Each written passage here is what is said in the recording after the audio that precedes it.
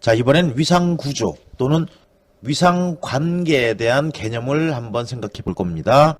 자, 위상구조 또는 위상관계 또는 토폴로지라고도 얘기합니다. 이 토폴로지는 그리스 말의 토포스라는 말과 로고스라는 말이 합쳐진 용어예요. 그래서 이 토폴로지는 공간 속에 있는 점이나 선, 면, 이런 위치 등에 관해서 그 양이나 크기, 요거는 상관없이 어떻게 뭐하고 묶여져 있는가, 요 위치 관계를 표현해 주는데 사용되는 그러한 기법입니다. 그래서 GIS에서 활용되는 지형이나 공간 자료는 위치, 또 위상관계, 연결성, 대상물의 특성에 대한 자료, 이런 걸 모두 포함하죠. 그렇기 때문에 그 표현하는 방법과 자료의 구조들이 매우 복잡해요.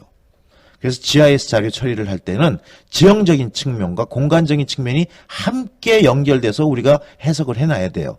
그래서 그래프와 지도에 대해서 잘 연결될 수 있는, 또는 이 그래프와 지도, 이거와 속성과 잘 연결할 수 있는 이러한 시스템이 필요하게 되죠. 그래서 이것은 이 지표면의 위치와 아주 깊은 연관성을 갖고 있습니다.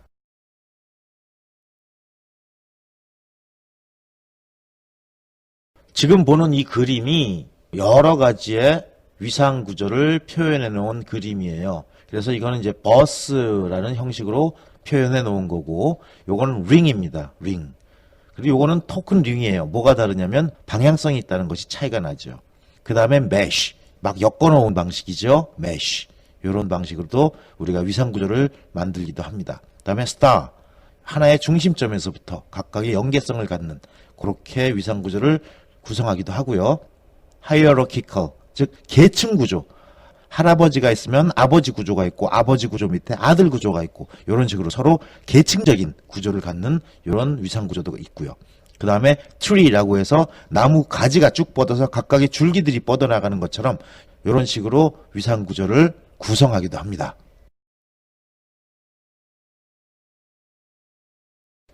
그럼 이번에는 위상 구조의 정의를 한번 내려보죠. 위상 구조.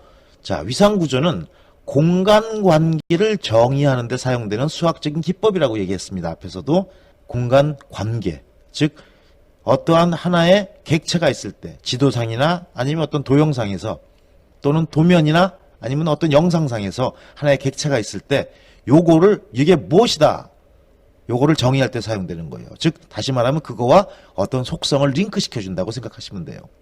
그래서 입력 자료의 위치를 좌표값으로 받아들여요. 좌표값으로 인식을 해가지고 각각의 자료 정보를 전부 다 그 위치로 저장을 해버려요. 그리고 선의 방향이라든지 특성들 간의 관계라든지, 또는 서로 뭐가 옆에 이렇게 나란히 붙어있나, 뭐가 인접해서 붙어있나, 그거로 파악을 하는 경우라든지, 또는 뭐가 연결되어 있는가, 요거로 파악하게 되는 경우라든지, 아니면 어떠한 커다란 도형 안에 작은 도형이 완전히 포함되어 있는 관계를 표현할 때 또는 정의할 때 우리가 위상구조를 사용하게 되죠. 이 위상구조의 모델에는 다음과 같이 세 가지가 있습니다. 인접성, 연결성, 포함성, 이 세 가지가 있어요. 자, 먼저 인접성. 인접성은 뭐예요? 어떠한 객체에 대해서 접촉해 있는 위치를 설명하는 형식이에요. 그래서 인접한 객체를 연결시키는 것입니다. 이 오른쪽 그림에 보면, 자, A라는 다각형과 B라는 오른쪽 다각형, 요거는 하나의 체인에 대해서 데이터베이스에 기록된 그런 속성으로 표현된 겁니다. 즉 두 개가 바로 붙어 있는 거죠. 그래서 A 옆에 B가 나란히 있다, 요런 선분을 사이에 두고 두 개가 나란히 붙어 있다. 그래서 인접성을 설명하는 거고요. 그 다음에 연결성은 뭐예요? 연결된 전체 객체의 연결 정보를 표현하는 겁니다. 그래서 이 그림에 보면 1번 이렇게 빨간 노드가 하나 있죠. 점이 있어요. 여기에 대해서 체인이 A, B, C, 이런 체인이 연결된 것으로 데이터베이스에 기록하는 형태입니다. 그래서 이러한 정의를 통해서 A라는 체인이 이를 경유해서 B라는 체인이나 C라는 체인으로 연결된다라는 것을 표현하는 거죠. 그 다음에 포함성. 요건 하나의 다각형 내부 또는 폴리곤 내부에 존재하는 상관관계를 표현하는 것입니다. 자, 여기 A라는 다각형, A라는 폴리곤은 그 내부에 B라는 폴리곤을 갖고 있죠. 이런 식의 포함관계를 정의할 때 우리가 포함성이라는 위상관계 모델을 사용하게 되죠.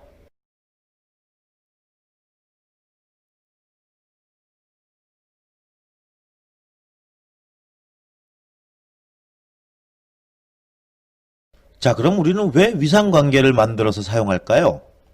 그건 위상관계가 가지고 있는 장점이 있기 때문입니다.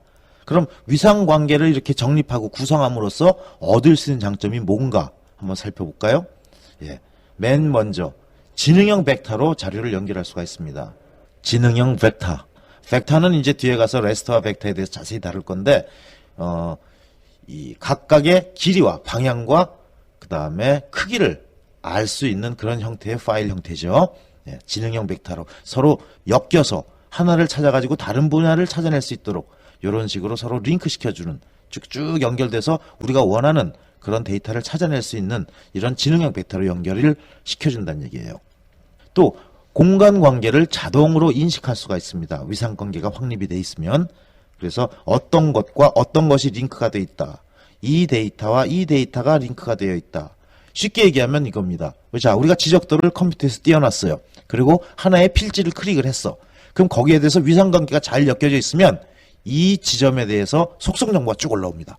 자, 이 필지는 주소가 어떻게 되고, 소유자는 누구고, 소유자의 주민등록번호는 어떻게 되고, 면적은 얼마고, 지가는 현재 얼마고, 세금은 어떻게 냈고, 또 가압류가 들어온 적이 있었는지, 이런 등기 권리, 이러한 것들을 효과적으로 검색할 수가 있죠. 그래서 공간관계를 여러 개를 따로따로 인식할 때도 구분할 때도 아주 유용하게 쓰이는 그런 기법이에요. 그 다음에 각각의 객체들은 다른 객체에 연결이 되죠. 링크를 통해서.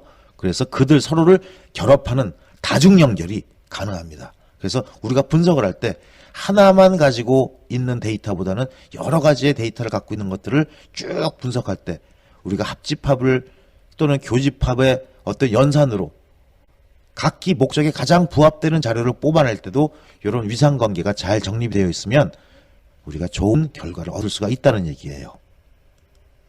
그 다음에 이런 위상관계가 잘 정립되어 있으면 프로그래밍을 할 때 굉장히 편합니다. 그리고 이 위상관계가 바로 데이터베이스의 기본이 되는 거고, 이 잘 짜여진 위상관계로 만들어진 데이터베이스는 조금 전에 설명한 내용처럼 우리가 어떠한 까다로운 질의, 쿼리를 하더라도 가장 우리한테 정확한, 가장 우리한테 적합한 이런 아웃풋을 우리한테 던져줄 수가 있어요. 이게 바로 위상관계를 만듦으로써 얻을 수 있는 장점들입니다. 그럼 이런 위상구조는 어떻게 만드는가? 크게 두 가지 단계를 거쳐서 만듭니다. 제일 먼저 정위치 편집이고 그 다음 게 구조화 편집이에요. 자, 정위치 편집은 뭐예요? 자, 이것도 우리 용어를 가지고 용어에서 뜻을 찾아갖고 들어가요. 정위치 편집, 자기 위치에 제대로 놔준다는 얘기입니다. 자, 우리가 디지털 맵, 수치 지도를 CAD로 그렸어요. CAD는 벡터 파일이죠. 그래서 나중에 점검을 해봤더니 이런 안방에 우물이 그려져 있어. 이거 잘못된 거예요? 아, 물론 아주 특수한 집엔 안방에 우물이 있는 집도 있습니다. 근데 우리가 얘기하는 보편적인 논리에서는 안방에 우물이 있으면 안 돼요. 아, 물론 그런 집이 있긴 있어요. 예.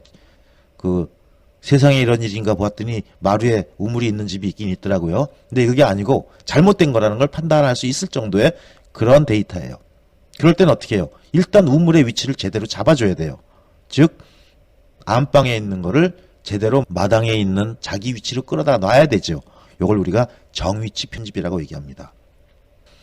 이 정위치 편집이 되지 않은 상태에서 암만 링크를 잘 시켜봐야 모두 잘못된 개판 데이터가 돼요.